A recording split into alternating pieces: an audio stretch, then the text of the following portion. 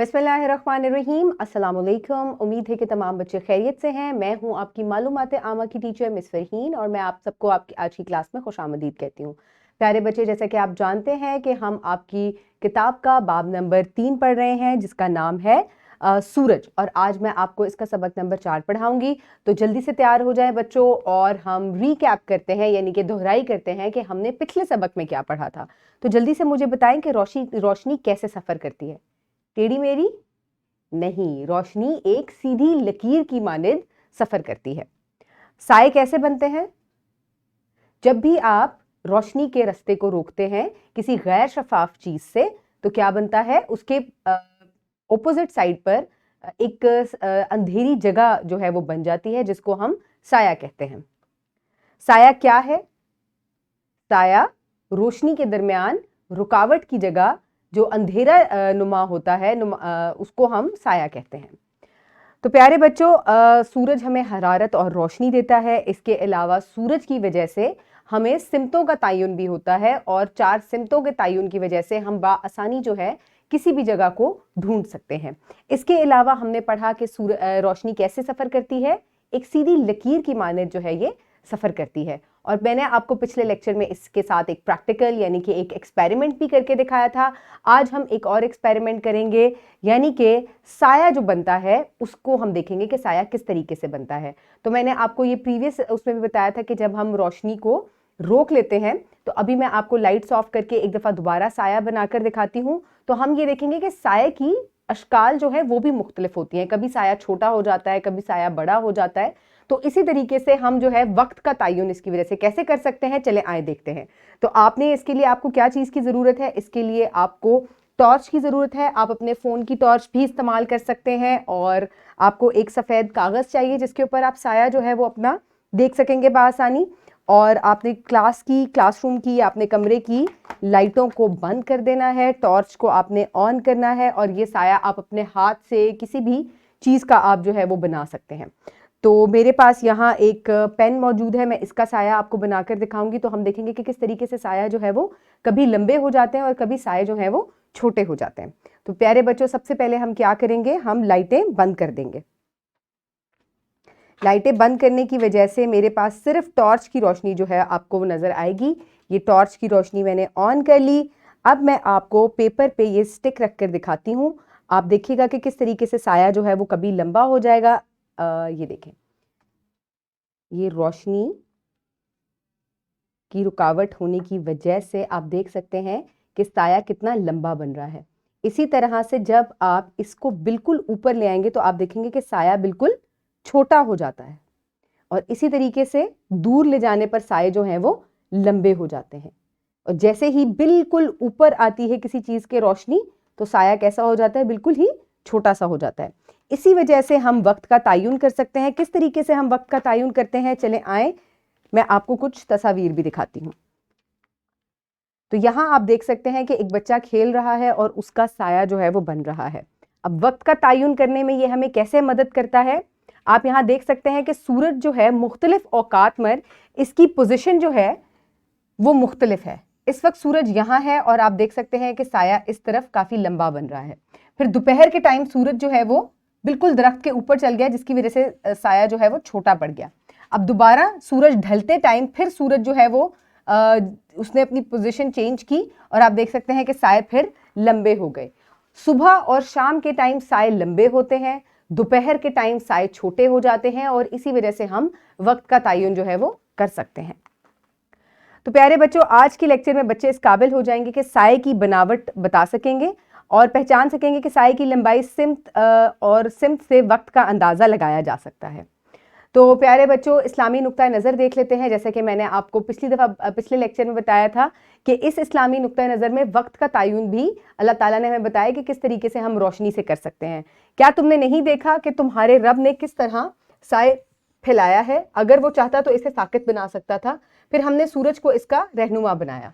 तो प्यारे बच्चों, आप देखें कि जैसे जैसे रोशनी एक जगह से दूसरी जगह हरकत करती है, उसकी पोजीशन चेंज होती है, डायरेक्शन चेंज होती है, तो उसी तरह साए की डायरेक्शन और उसके साइज़ में भी इजाफा होता जाता है, जिसकी वजह से हमें ये पता चलता है कि वक्त की तब्दीली का तयन भी लोगों ने इसी तरीके से करना सीखा।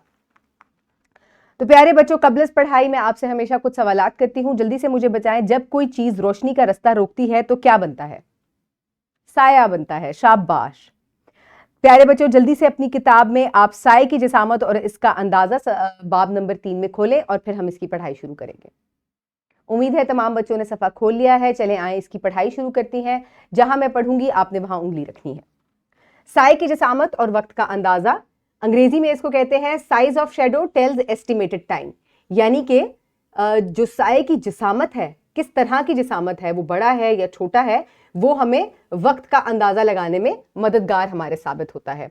हम साए की जिसामत और सिमत से वक्त का अंदाजा कर सकते हैं। जब सूरज मशरिक से तुलू होता है तो साए की जिसामत लंबी होती है और साए का रुख मगरिब की जानिब होता है। तो प्यारे बच्चों, सबसे पहले तो आपने ये बात सोचनी है कि मैंने आपको बताया था कि अगर सूरज जो है आप उसकी तरफ मुंह करके खड़े हैं और उस जानिब से सूरज जो है वो निकल रहा है जिस जानिब आपने मुंह किया हुआ है, तो इसका मतलब है उस जानिब क्या है? मशरिक है। और बिल्कुल मशरिक के ऑपोजिट साइड पर क्या होता है? मगरिब होता है। तो अगर सूरज जो है वो मशरिक से इस टाइम निकल रहा है तो आपका साया जो है वो मगरिब की जानिब बनेगा और साया जो है वो लंबाई में काफी बड़ा होगा। इसका मतलब यह है कि अभी वक्त सुबह का वक्त है। जब सूरज हमारे सर के ऊपर मौजूद होता है तो साए की जिसामत सबसे कम हो जाती है और ये दोपहर का वक्त होता है। इसी तरह जब सूरज मगरिब की जानिब गरूब हो रहा होता है तो साए की जिसामत एक बार फिर लंबी हो जाती है और साए का रुख अब की बार मशरिक की जानिब होता है। इसका मतलब यह है कि अब बाद दोपहर यानी शाम का वक्त हो चुका है। तो प्यारे बच्चों, अब आप देखें कि किस जानिब आपका साए का रुख है। आप इससे डायरेक्शन से भी आप ये जो है बता सकते हैं कि सिमत का तयन करके भी आप बता सकते हैं कि अगर आपका साया मशरिक की जानिब लंबा सा बन रहा है तो आप कहेंगे कि ये तो शाम का वक्त है, क्योंकि सूरज जो है इस टाइम मगरिब की तरफ है, साया आपका मशरिक की जानिब बन रहा है। तो इस तरीके से आप साए को देख के वक्त का तयन बखूबी कर सकते हैं। आपके सामने जो है ये डायग्राम दी गई है। ये तस्वीर को अगर आप गौर से देखें तो मुख्तलिफ औकात में आपके पास साए जो है वो बन रहे हैं। सूरज मशरिक से तुलू हो रहा है, यहाँ मशरिक आपको कंपस भी दिया गया है। मशरिक से तुलू हो रहा है तो साया कहाँ बन रहा है? मगरिब की जानिब बन रहा है और काफी लंबा है साया। दोपहर के टाइम सूरज ऐन जब सर पर है तो आप देखें कि साया बिल्कुल छोटा हो चुका है।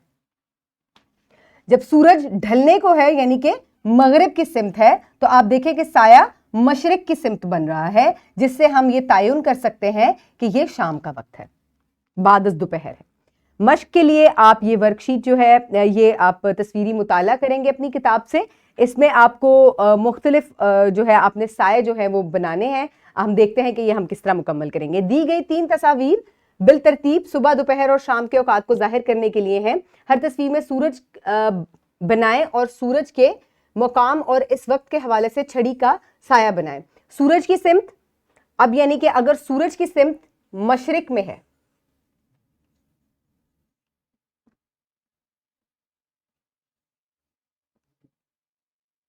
तो साए की सिमत कहां होगी?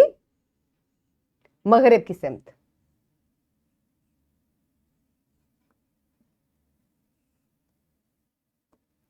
इसी तरह साए की जिसामत कैसी होगी? लंबी होगी।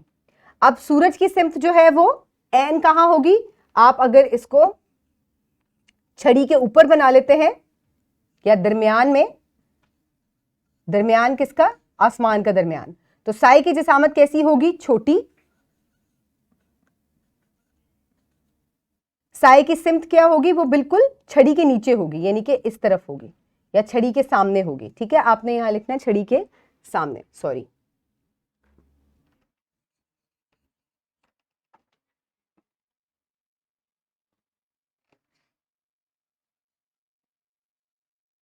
और साए की जिसामत कैसी होगी? छोटी होगी। इसी तरीके से आप इसको पॉज करके कंप्लीट करेंगे।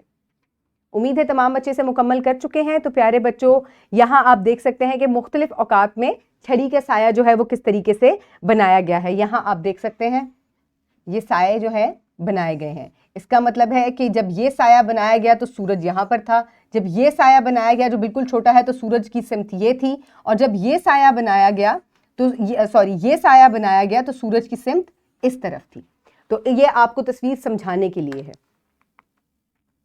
प्यारे बच्चों, अब आप लिखाई का काम करेंगे। ये मश्क जो है ये आपकी किताब में ही दी गई है। आप सवाल नंबर 4 और 5 अपनी कॉपी में मुकम्मल करेंगे। अगर सूरज हमारे सर के ऊपर हो तो ये कौन सा वक्त होगा? ये दोपहर का वक्त होगा। सूरज गरूब होने के बायस साया क्यों खत्म हो जाता है? क्योंकि अब रोशनी मौजूद नहीं है और कोई शय जो है जब उसका रास्ता भी नहीं रोकेगी और रोशनी भी नहीं होगी तो साया जो है वो नहीं बन पाएगा। जांच। मैं आपसे हमेशा कुछ ज़बानी सवालात पूछती हूँ, अब आपने इनके ज़बानी सवालात देने हैं। हम साए से वक्त कैसे देख सकते हैं या उसका अंदाज़ा कैसे लगा सकते हैं? साए की लंबाई और उसकी सिमत देखकर हम वक्त का अंदाज़ा लगा सकते हैं। वो कौन सा वक्त है जब साए सबसे लंबे होते हैं? सुबह और बादस दोपहर का या शाम का वक्त। वो कौन सा वक्त है जब सॉरी साए सबसे कम होता है? वो दोपहर का वक्त होता है। घर के काम के लिए प्यारे बच्चों आप ये वर्कशीट जो है इसी डिस्क्रिप्शन बॉक्स से डाउनलोड कर सकते हैं वीडियो की, या आप अपनी टीचर से इसको प्रिंट फॉर्म में भी हासिल कर सकते हैं। आप अपना नाम लिखेंगे और अपनी जमात का नाम लिखेंगे और फिर आप इसको मुकम्मल करेंगे। हर तस्वीर में सूरज की पोजीशन को देखें और दरख्त के साए में दरख्त का साया खींचें। ये भी लिखें कि दिन का क्या वक्त है ये, ठीक है। तो प्यारे बच्चों ये आपके पास 3 तस्वीर हैं। आपने बताना है जैसे ये दोपहर का वक्त है और अभी आप देखें यहाँ सूरज मशरिक की जानिब है तो ये सुबह का वक्त होगा। यहाँ सूरज मगरिब की जानिब है, साया जो है वो मशरिक की जानिब बनेगा तो ये शाम का वक्त है।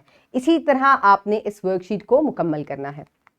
तो प्यारे बच्चों आज हमने क्या सीखा कि अगर रोशनी के रास्ते में कोई ठोस या गैर शफाफ चीज़ रखें तो साया बनता है और साए की मदद से हम और उसकी सिमत से उसके जो है उसके साइज से हम क्या कर सकते हैं? हम वक्त का तयन कर सकते हैं। उम्मीद है कि आपने आज के लेक्चर को बहुत एंजॉय किया होगा। अपने इर्द गिर्द के लोगों का ख्याल रखिएगा। बहुत शुक्रिया। अल्लाह हाफ़िज़।